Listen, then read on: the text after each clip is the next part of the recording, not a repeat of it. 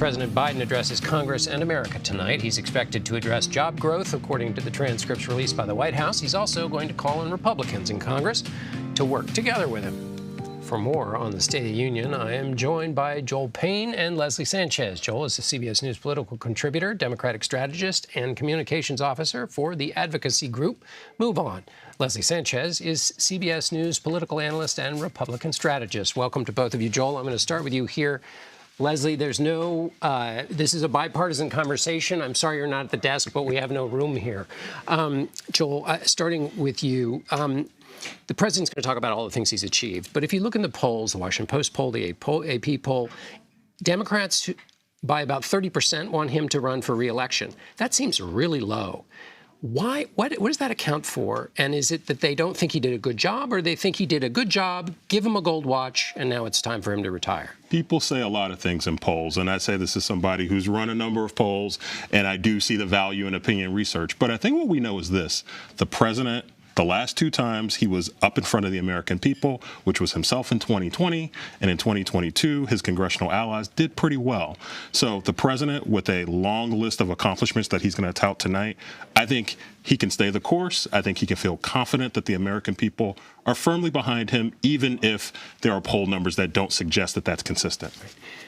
And Leslie, we don't quite have. All right, so I'm going to stick with you, Joel. So tell me about this challenge. Joe Biden, in the speech tonight, he's going to talk about the forgotten man. He's going to say, I get it. This is Joe from Scranton. I mean, if there's one thing people have said about Joe Biden and his success versus other Democrats he ran against in the primary, it was that he has this connection. The forgotten man is an expression that Donald Trump used in his inaugural address.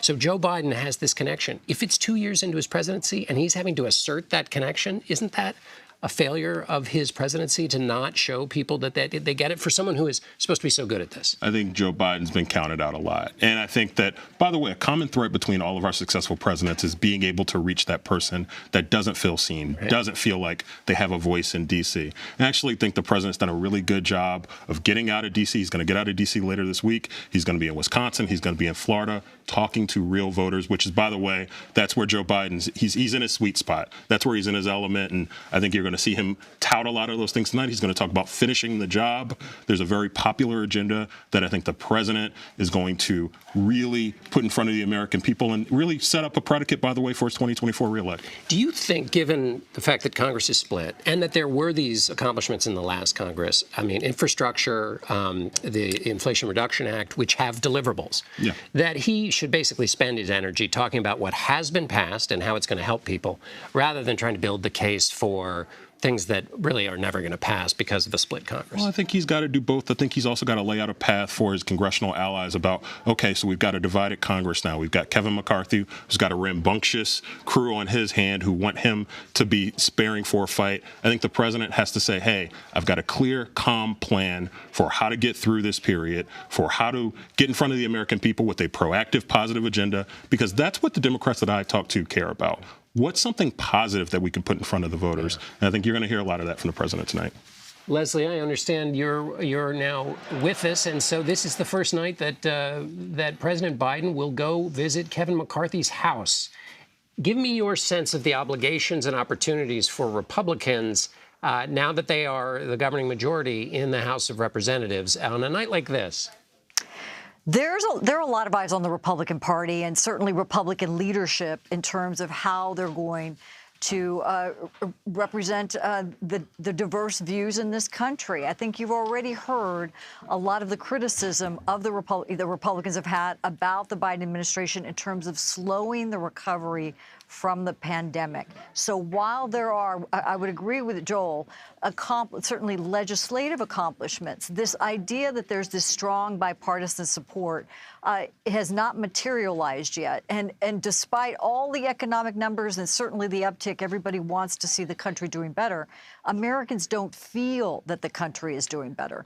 And regardless of the beautiful oratory we may hear tonight, fundamentally, those pocketbook issues and the concern about this type of leadership, the direction and the increased regulation, increased spending, that is going to be very much at the top of mind for Republicans and their messages going back home. So, Leslie, I remember when Republicans were coming into power, I mean, long ago, John Kasich, before he became budget chairman, he had a series of budgets saying, here's what we're going to cut. This represents our philosophy about smaller government. Paul Ryan, of course, did that. Now, what I wonder is your assessment of how anxious Republicans are to use spending reduction as a way to drive a philosophical message, or whether they're a little more gun-shy and aren't as full-throated as they used to be about cutting spending, because the appetite isn't there really in the public for a big, massive spending cuts. It's just not as politically top of mind as it was, say, in the early 2000s and even in the late 1990s. There were bipartisan efforts with Dick Gephardt during that time. You certainly had a lot of budget hawks. I completely agree with you. You know, the distinct difference between that time and now, and you alluded to it, there were very specific things that Republicans and Democrats came together and could agree upon in terms of whether it was like infrastructure spending or kind of, reducing regulation that they have to find areas and bloat within the federal government. You don't hear the same specificity today. And that probably is going to be the Achilles heel of Republicans when they're talking about, really holding to task the administration on spending. They're going to have to come up with something that looks like a reasonable approach at a time when there are increased responsibilities and pressures on the U.S. to remain competitive and to remain economically viable. And then very briefly, Leslie, tonight, Sarah Huckabee Sanders will be speaking. Give me your sense of what the different voices are that define the party before the Republican Party gets its presidential nominee.